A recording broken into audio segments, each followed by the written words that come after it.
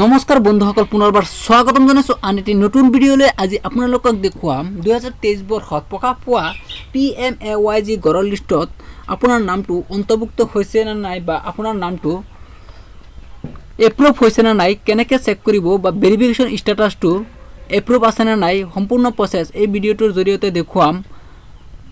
ভিডিঅ'টো স্কিপ নকৰি শেষলৈ চাই থাকিব। আৰু বন্ধুসকল, আৰু এটা ৰিকুৱেষ্ট, যদি এতিয়ালৈকে মোৰ চেনেলটো ছাবস্ক্ৰাইব কৰা নাই তেতিয়াহ'লে এনেধৰণৰ হেল্পফুল তথা প্ৰয়োজনীয় ভিডিঅ'বোৰ পাবলৈ মোৰ চেনেলটো ছাবস্ক্ৰাইব কৰি কাষত থকা বেল আইকনটো প্ৰেছ কৰি থ'ব। তো বন্ধুসকল, প্ৰথমতে আপোনাৰ মোবাইল বা লেপটপৰ যিকোনো ব্ৰাউজাৰ অ'পেন কৰিব। অ'পেন কৰাৰ পিছত চাৰ্চ কৰিব লাগিব PMAYG.nic.in। অলৰেডি আহি গৈছে, আপুনি ইয়াত চাৰ্চ কৰি দিব। চাৰ্চ কৰাৰ পিছত আপুনি ইয়াত চাব PMAYG.nic.in ক্লিক কৰি দিব। ক্লিক কৰাৰ পিছত আপোনাৰ সন্মুখত এটা ইণ্টাৰফেচ খোল খাব এনেধৰণৰ। আপুনি ইয়াত বিভিন্ন ধৰণৰ অপশ্যন দেখা পাব। ইয়াৰ পৰা আপুনি আৱাজ ছফ্ট ইয়াত ক্লিক কৰাৰ পিছত তলফালে চাব কিছুমান অপশ্যন ওলাই গৈছে আপোনাৰ সন্মুখত। ইয়াত আছে data entry, report, FTO tracking, e payment, এনেকৈ কিছুমান অপশ্যন দেখা পাব। ইয়াৰ পৰা আপুনি ৰিপোৰ্টত এটা অপশ্যন পাব, ৰিপোৰ্ট বুলি। ৰিপোৰ্টত ক্লিক কৰি দিব। ক্লিক কৰাৰ পিছত আৰু এটা এনেধৰণৰ ইণ্টাৰফেচ খোল খাব আপোনাৰ সন্মুখত। ইয়াত চাব ABCDE এনেকৈ দিয়া থাকিব, বিভিন্ন ধৰণৰ অপশ্যন ইয়াত আপোনালোকে দেখা পাব। ইয়াৰ পৰা আপুনি স্ক্ৰল ডাউন কৰিব। স্ক্ৰল ডাউন কৰাৰ পিছত আপুনি ডি নম্বৰত চাব আপুনি GIS ৰিপৰ্টছ, এইটো চাব। ইয়াৰ পৰা আপুনি দুটা অপশ্যন চাব।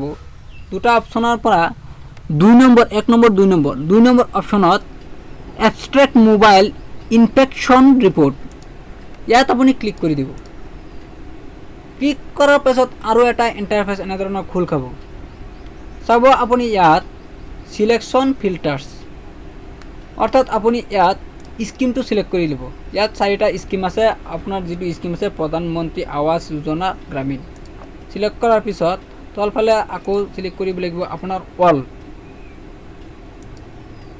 এতিয়া আপুনি তলফালে আৰু এটা অপশ্যন পাব আপোনাৰ ষ্টেটটো চিলেক্ট কৰিবলৈ। ইয়াৰ পিছত আপোনাৰ ডিষ্ট্ৰিক্টটো চিলেক্ট কৰি দিব।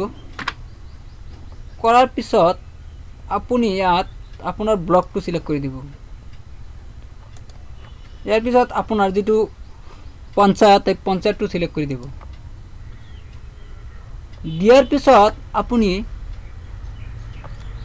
ইয়াত অল ৰেকৰ্ড বুলি ক্লিক কৰি দিব। দিয়াৰ পিছত আপোনাৰ সন্মুখত এনেধৰণৰ এটা কেপচা আহিব। কেপচাটো আপুনি মাইনাছত থাকিলে মাইনাছ কৰি দিব, প্লাছত থাকিলে প্লাছ কৰি দিব।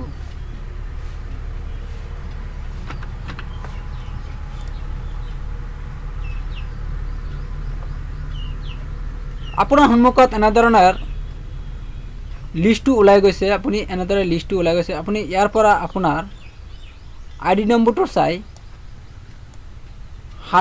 7 ডিজিটৰ ID নম্বৰ এটা থাকিব। আপোনাৰ ID নম্বৰটো চাই আপুনি ইয়াৰ পৰা চাব পাৰিব আপোনাৰ ভেৰিফিকেশ্যন ষ্টেটাছটো এপ্ৰুভ হৈছে নে নাই। এইটো ভেৰিফিকেশ্যন ষ্টেটাছটো আপোনাৰ এপ্ৰুভ হৈছে নে নাই আপুনি চাব। আৰু আপোনাৰ হাউচ ষ্টেটাছটো কেনেধৰণৰ আছে সেইটো আপোনালোকে চাই ল'ব। তো বন্ধুসকল, ভিডিঅ'টো কেনেকুৱা লাগিছে, যদি ভাল লাগিছে এটা লাইক কৰি দিয়ক, আৰু যদি কিবা অসুবিধা হৈছে তেতিয়াহ'লে কমেণ্ট বক্সত কমেণ্ট কৰি জনাব। আৰু বন্ধুসকল, ভিডিঅ'টোৰ এটা লাইক কৰি শ্বেয়াৰ কৰি দিব যাতে 8জনৰ উপকৃত হয়।